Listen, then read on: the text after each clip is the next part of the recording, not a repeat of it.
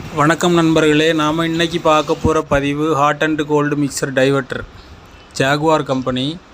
இதில் இந்த அப்படி சுற்றிக்கிட்டு இருக்குது பார்த்தீங்களா, இந்த டைவர்ட்டர் ஓப்பன் பண்ணால் தண்ணி ஸ்லோவாக வருது. ப்ராப்ளம் வேறு ஒன்றும் இல்லை, உள்ளே ஒரு கேட்ரேஜ் ஒன்று இருக்கும், அதை நாம் ரீப்ளேஸ் பண்ணால் சரியாயிடும். இதுக்கு first Allen key 3.5 mm Allen key எடுத்து அதுக்கு கீழே பார்த்தீங்கன்னா ஒரு ஸ்க்ரூ இருக்கும், அந்த அலன் ஸ்க்ரூ அதை கழட்டி எடுத்து அந்த ஹேண்டில் வந்துடும். அதுக்கப்புறம் அந்த சவர் ஸ்பெண்டில் மேலே இருக்கக்கூடிய அந்த நட்டை கழட்டிட்டு அந்த பிளாஞ்சை கழட்டி எடுத்தால் அழகாக வந்துடும். அதுக்கப்புறம் சின்ன சின்ன ஒர்க் தான், இதை அப்படியே ஒன்றா ரிமூவ் பண்ணிவிட்டு அந்த நட்டு மாதிரி ஒரு இது தெரியுதுங்களா, அதில் கிரிப் லேயர் போட்டு கழட்டினா உள்ளே இருக்கிற கேட்ரேஜ் வெளில வந்துடும்.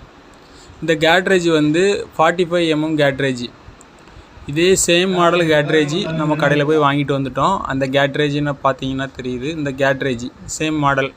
இது ஒரிஜினல் கிடையாது, சூட்டபிள் தான். ஒரிஜினல் கிடைக்காது. ஒரிஜினல் வாங்கினா ரேட் அதிகம், நமக்கு கிடைக்காது. கம்பெனிக்கு தான் போகணும், கம்பெனியில் நம்மளை அலைய வச்சுருவாங்க. அந்த கேட்ரேஜை அது இருக்கிற பொசிஷன்லேயே உள்ளே வச்சு லாக் பண்ணி நட்டை போட்டு டைட் வச்சிட்டோம்னா லாக் ஆகிடும். இந்த ஒரு சின்ன பிரச்சனை தான். இப்போது அந்த நட்டை டைட் பண்ணிவிட்டு நாம் எதெல்லாம் எப்படி கழட்டினோமோ அதே மாதிரி திரும்ப ரீப்ளேஸ் பண்ணிட்டா போதும், வேலை முடிஞ்சுது.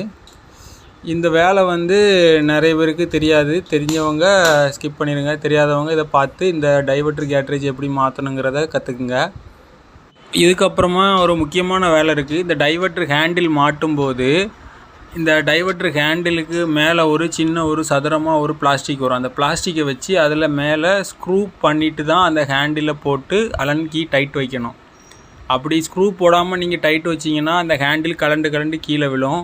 சின்ன குழந்தைங்கள்லாம் யூஸ் பண்ணும்போது காலெலாம் விழுந்துச்சுன்னா அந்த ஹேண்டிலோட வெயிட் அதிகமாக இருக்கும், காலில் பட்டுனா சரி வராது. அப்படியே அந்த இருந்த பொசிஷனில் வச்சு லாக் பண்ணிவிட்டு அலன் கீ போட்டு டைட் வச்சிட்டா போதும். நீங்கள் ஒர்க்கு உங்களுக்கு பிடிச்சிருந்தா லைக் அண்ட் கமெண்ட் ஷேர் பண்ணுங்கள். நம்ம சேனலை சப்ஸ்கிரைப் பண்ணுங்கள். தொடர்ந்து ஆதரவு கொடுங்க. நன்றி, வணக்கம்.